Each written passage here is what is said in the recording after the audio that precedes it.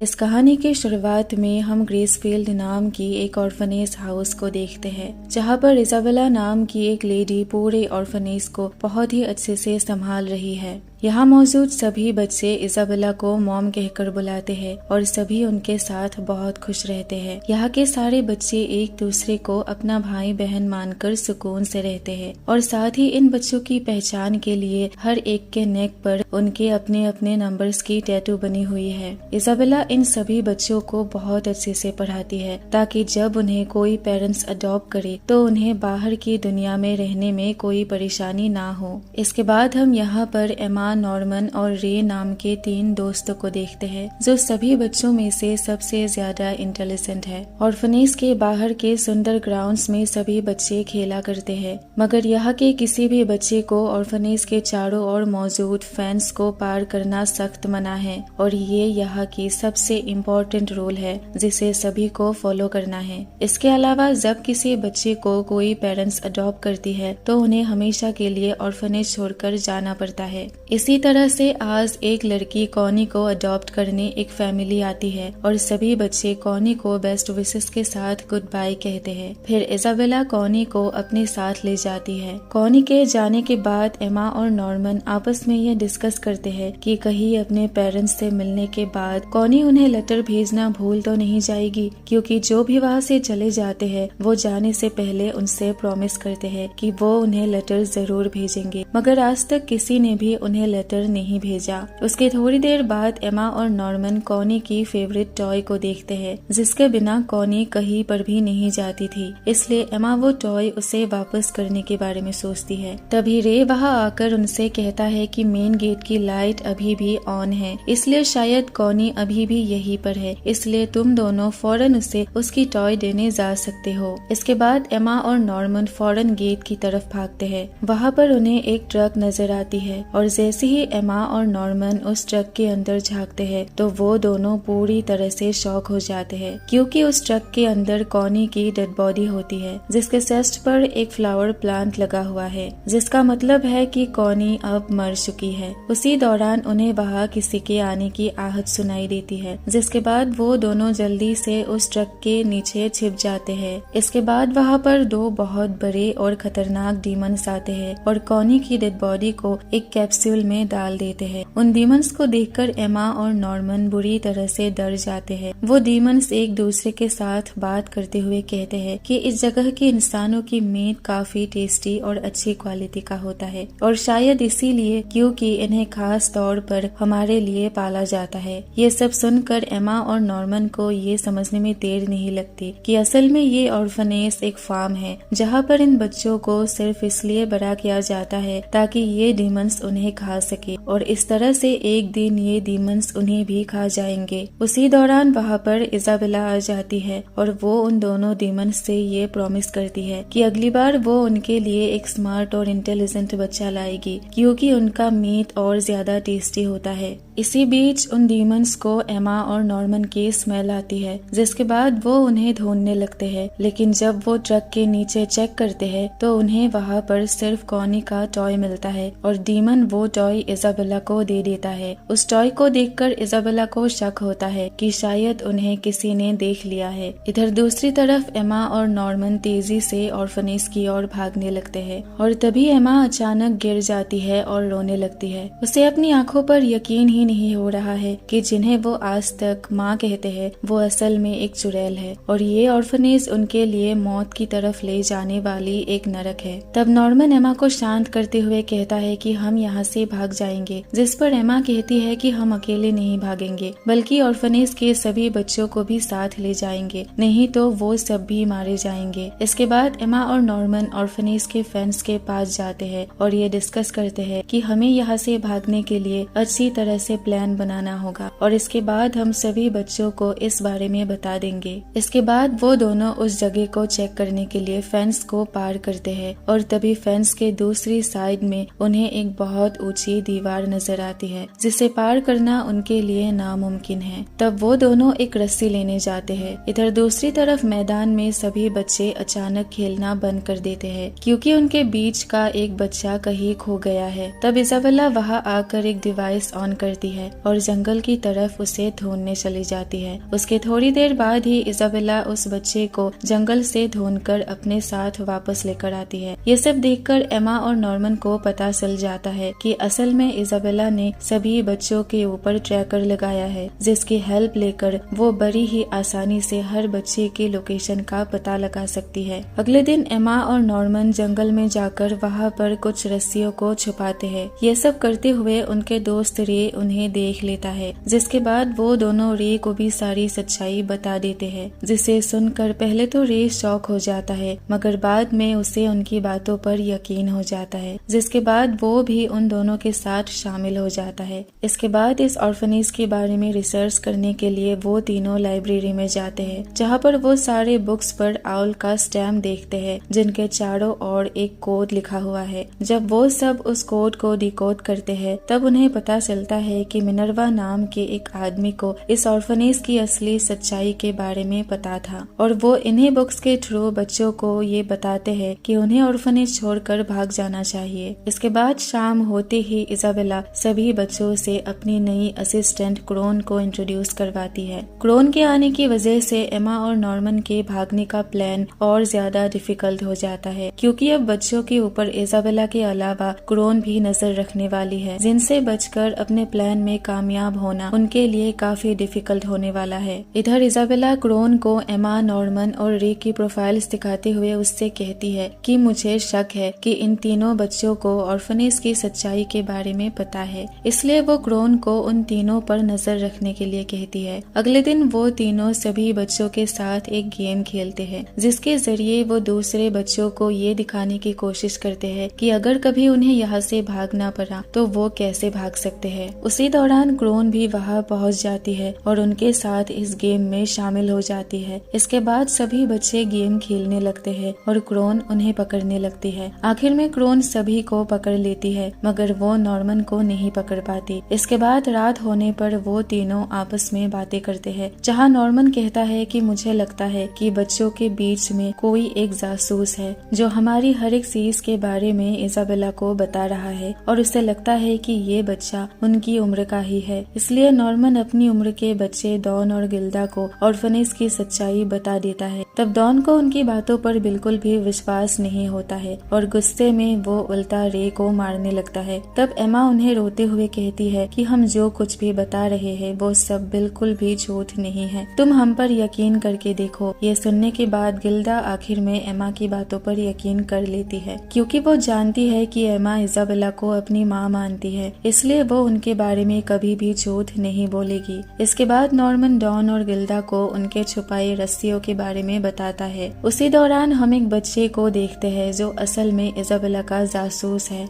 वो इजाबेला को दरवाजे के नीचे से एक नोट देता है, जिसमें उन रस्सियों के बारे में लिखा होता है। अगली सुबह एमा, नॉर्मन और रे को पता चलता है कि उनकी छुपाई हुई रस्सियों को इजाबेला लेकर चली गई है। उन रस्सियों के बारे में उन्होंने सिर्फ डॉन और गिल्डा को ही बताया था, इसलिए उन तीनों को डॉन और गिल्डा पर शक होता है। तब नॉर्मन बताता है कि नहीं, वो दोनों जासूस नहीं हो सकते, क्योंकि मैंने उन्हें रस्सियों की असली जगह के बारे में बताया ही नहीं था। और तभी वो कहता है कि ये सब मैंने रे को चेक करने के लिए प्लान किया था, और रे के अलावा रस्सियों की असली जगह के बारे में किसी को भी नहीं पता था, जिसका मतलब साफ है कि रे ही इजाबेला का जासूस है। तब रे इस बात को एक्सेप्ट करते हुए कहता है कि हाँ, मैं ही इजाबेला का जासूस हूँ और मुझे तुमसे भी पहले से इस ऑर्फनेज की सच्चाई के बारे में पता चल चुका था, मगर मैं बाकी बच्चों की तरह मरना नहीं चाहता था, इसलिए मैंने इजाबेला का जासूस बनने का काम किया, जिसके बदले इजाबेला मेरे अडॉप्शन का टाइम बढ़ा देती है। और साथ ही वो कहता है कि मैं यहाँ से अकेले नहीं निकल सकता, मगर फिर भी मैंने उम्मीद नहीं छोड़ी, इसीलिए मैंने कॉनी की टेडी बियर को छुपा दिया था, ताकि तुम दोनों जब उसे टेडी देने जाओ तो तुम्हें भी सच्चाई का पता लगे। रे की बातें सुनने के बाद एमा और नॉर्मन उन्हें कहता है कि हम अभी भी तुम पर यकीन कर रहे हैं, और इसके बाद वो दोनों रे को इजाबेला को छोड़कर उन दोनों का साथ देने के लिए कहते हैं, जिस पर रे मान जाता है। इसके बाद रे अपने रूम के फ्लोर में बनी सीक्रेट होल में रस्सियों को छिपा देता है। साथ ही वो उस होल में कुछ कैस्केन्स और अपने बनाए गैजेट को भी होल में रख देता है। असल में ये गैजेट उसने अपने ऊपर लगी ट्रैकर को ब्लॉक करने के लिए बनाया था, ताकि इजाबेला उसकी लोकेशन को ट्रैक ना कर सके। सके। इसके बाद रे इजाबेला के पास जाकर उसका ध्यान भटकाते हुए उससे झूठ बोलता है कि नॉर्मन और बाकी सब उसके खाने में जहर मिलाकर उसे मारने की कोशिश करने वाले हैं। इस इन्फॉर्मेशन को सुनकर इजाबेला रे को थैंक्स कहती है, लेकिन फिर भी वो रे से कहती है कि कुछ महीनों बाद तुम्हें अडॉप्ट कर लिया जाएगा, जिसे सुनकर रे परेशान हो जाता है। अगले दिन वो सभी मिलकर उनकी रस्सियों को टेस्ट करने के लिए उस दीवार के पास जाते हैं। तभी वहाँ पर क्रोन उन्हें रंगे हाथों पकड़ लेती है, मगर तभी वो इजाबेला को बताने के बजाय उनकी हेल्प करने के लिए तैयार होती है। फिर क्रोन उन्हें बताती है कि मेरी बॉडी में एक चिप लगी है, अगर कोई बच्चा मेरी सिक्योरिटी से भाग जाता है तो मुझे इसके थ्रू इलेक्ट्रिक शॉक देकर मार दिया जाएगा। लेकिन फिर भी वो उनकी हेल्प करने का फैसला करती है। तभी क्रोन ये रिवील करती है कि असल में वो भी इसी ऑर्फनेज में बड़ी हुई है और अब वो इजाबेला को हटाकर उसकी जगह लेना चाहती है और इसीलिए वो बच्चों की हेल्प करना चाहती है। फिर रात होने पर सभी मिलकर क्रोन के रूम में जाते हैं, जहाँ पर क्रोन उन्हें एक स्टोरी सुनाती है।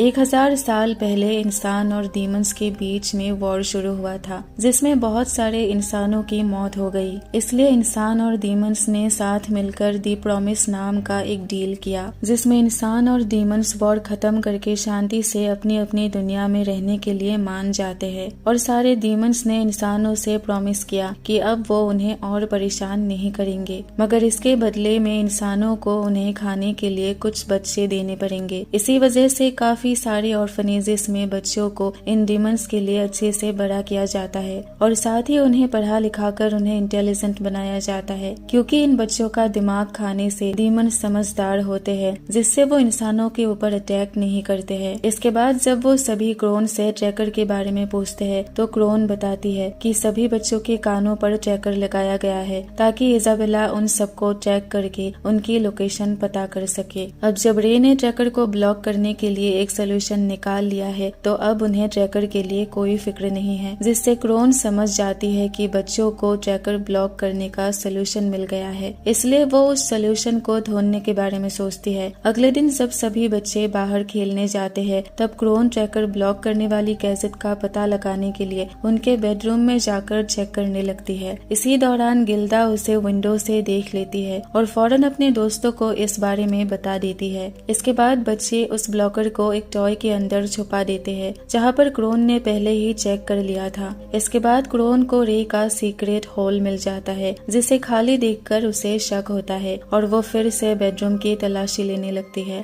और उस टॉय को उठा लेती है। मगर तभी अचानक वहाँ पर इजाबेला आ जाती है और वो क्रोन को एक लेटर देते हुए कहती है कि तुम्हें एक दूसरे ऑर्फनेज में माँ की पोस्ट पर अपॉइंट किया जा रहा है, इसलिए तुम्हें अभी यहाँ से जाना होगा। ये सुनकर क्रोन को कुछ ठीक नहीं लगता, इसलिए वो जाने से पहले उन बच्चों के लिए एक स्पेशल पेन छोड़कर जाती है। जब क्रोन मेन गेट पर पहुँचती है तब उसकी मुलाकात ऑर्फनेज की सुपरवाइजर से होती है, जिसे सभी लोग दादी कहकर बुलाते हैं। तभी क्रोन दादी को ऑर्फनेज में हुई सारी बातें बता देती है, जिस पर दादी कहती है कि इजाबेला अपना काम बहुत अच्छे से करती है और वो कभी भी बच्चों को भागने नहीं देगी। तभी वहाँ पर एक डीमन आता है और दादी उस डीमन से क्रोन को मार डालती है। इसके बाद हम एमा और नॉर्मन को उस बड़ी सी दीवार में चढ़ते हुए देखते हैं और इधर दूसरी तरफ रे इजाबेला का ध्यान भटकाने के लिए उसे अपनी बातों में उलझा कर रखता है, मगर इजाबेला को उन सभी पर पहले से ही शक था, इसलिए वो रे की बातें नहीं सुनती और उसे धक्का देकर एक रूम में बंद कर देती है। तब डॉन वहाँ आकर रे को रूम से बाहर निकालता है। इसके बाद इजाबेला दीवार के पास आती है और वो वहाँ पर एमा और नॉर्मन को रंगे हाथ पकड़ लेती है और उन्हें डांटने लगती है। वो कहती है कि मैंने तुम लोगों को वो सब कुछ दिया जिसकी तुम्हें जरूरत थी, फिर भी तुम लोगों ने यहाँ की रूल्स को तोड़ने की कोशिश की है। तभी अचानक एमा इजाबेला को पकड़ लेती है ताकि नॉर्मन वहाँ से भाग सके,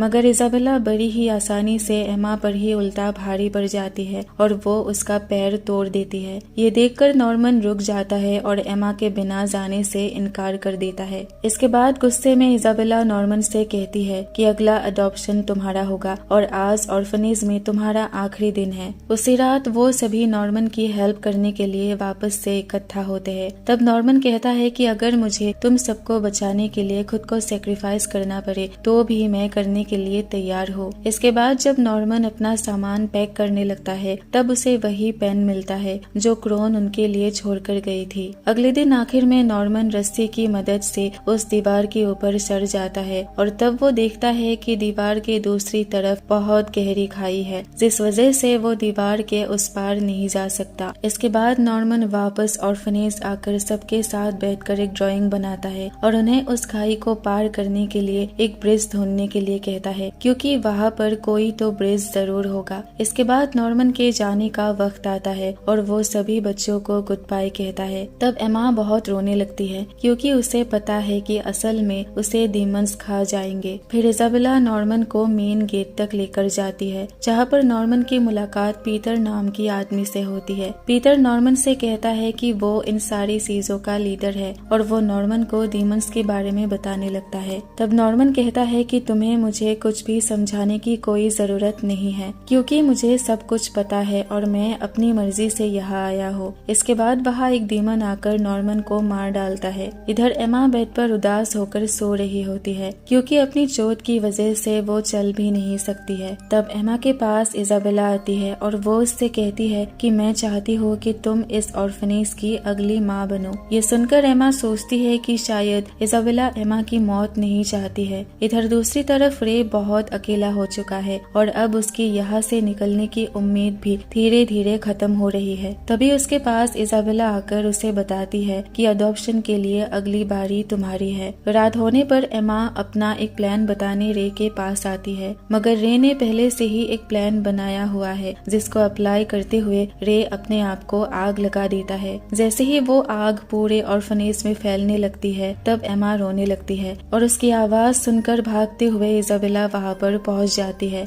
तब एमा इजाबेला को बताती है कि रे ने आपकी वॉच को साथ लेकर अपने आप को जला दिया, जिसे सुनकर इजाबेला जल्दी से आग को बुझाने की कोशिश करती है, क्योंकि वो वॉच इजाबेला के लिए बहुत इम्पोर्टेंट है, क्योंकि उसी के जरिए वो सभी बच्चों के लोकेशन ट्रैक कर सकती थी। और उसी वक्त जब इजाबेला पीछे मुड़कर देखती है तो उसे पता चलता है कि एमा वहाँ से जा चुकी है, क्योंकि असल में ये सब कुछ उनके प्लान के मुताबिक ही हो रहा है। इधर दूसरी तरफ एमा सभी बच्चों को अपने साथ लेकर भागने लगती है और उसके साथ रे भी मौजूद होता है, जो बिल्कुल ठीक होता है। तभी हमें एक फ्लैशबैक दिखाया जाता है, जहाँ हम देखते हैं कि नॉर्मन के जाने के बाद एमा को उसका एक लेटर मिला था, जिस लेटर में नॉर्मन ने यहाँ से भागने के कुछ तरीके लिखे थे और साथ ही उस स्पेशल पेन को भी लेटर के साथ ही रख दिया था, जो क्रोन उनके लिए छोड़कर गई थी। इसके बाद एमा ने वो लेटर डॉन और गिल्डा को दिखाया, जिसके बाद वो दोनों बच्चों के साथ मिलकर प्लान के ऊपर काम करते रहे। दूसरी तरफ एमा उदास रहने का नाटक करती है, जिससे इजाबेला को उस पर शक न हो।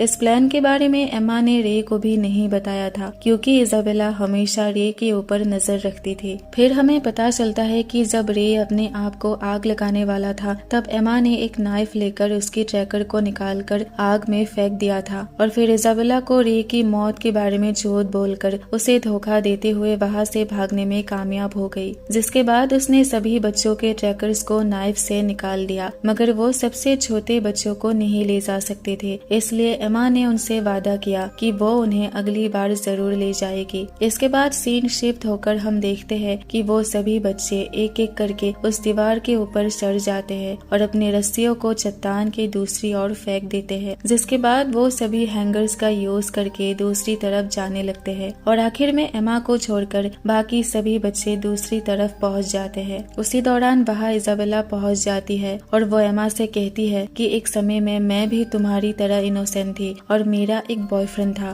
फिर मुझे एक दिन पता चला कि मैं प्रेग्नेंट हूँ, जिसके बाद मैंने इस जगह से भागने की कोशिश की थी, मगर जब मैं इस दीवार के पास खड़ी थी तब मुझे ये एहसास हुआ कि मैं इस दीवार की दूसरी तरफ कभी भी नहीं जा सकती। और फिर जब मेरा बच्चा पैदा हुआ तो उसके कुछ ही वक्त बाद उसकी डेथ हो गई। इसके बाद ही मैंने इस ऑर्फनेज की माँ बनकर बच्चों को अच्छी जिंदगी देने का फैसला किया। साथ ही वो बताती है कि जब बच्चों को डीमंस ले जाते थे तो उसे बहुत दुख होता था, लेकिन वो ये सब कुछ इंसानों को बचाने के लिए ही कर रही थी। फिर इजाबेला एमा से कहती है कि तुम मेरी फेवरेट हो, इसलिए मेरे साथ वापस चलो और अगर तुमने जाने की कोशिश की तो मैं ये रस्सी बीच में ही काट दूंगी। तब एमा कहती है कि माँ, मुझे आपके ऊपर पूरा भरोसा है कि आप ऐसा नहीं करोगी। इसके बाद एमा रस्सी से दूसरी तरफ जाने लगती है और इजाबेला गुस्से में रस्सी को काटने के लिए आगे बढ़ती लगती है, मगर फिर वो रुक जाती है और वहीं पर खड़ी होकर सभी बच्चों को वहाँ से आजाद होते हुए देखने लगती है। तभी हम फ्लैशबैक में देखते हैं कि रे मैदान में बैठकर जिस सॉन्ग को गा रहा था वो सॉन्ग इजाबेला अपनी प्रेगनेंसी के टाइम पर गाती थी, जिससे इजाबेला को पता चलता है कि असल में रे ही उसका बच्चा है जो बचपन में खो गया था और इसीलिए उसने रे के साथ ही सभी बच्चों को भागने दिया। इधर दूसरी तरफ सभी बच्चे जंगल में रास्ता ढूंढते हुए जाने लगते हैं। तभी एमा बच्चों को वो पेन दिखाती है जिसे ओपन करने पर उसमें से एक आउल बाहर निकलती है और वो सभी बच्चों को टाउन की तरफ डायरेक्शन दिखाकर उन्हें ले जाने लगती है। इधर इजाबेला पीटर और दादी से मिलने जाती है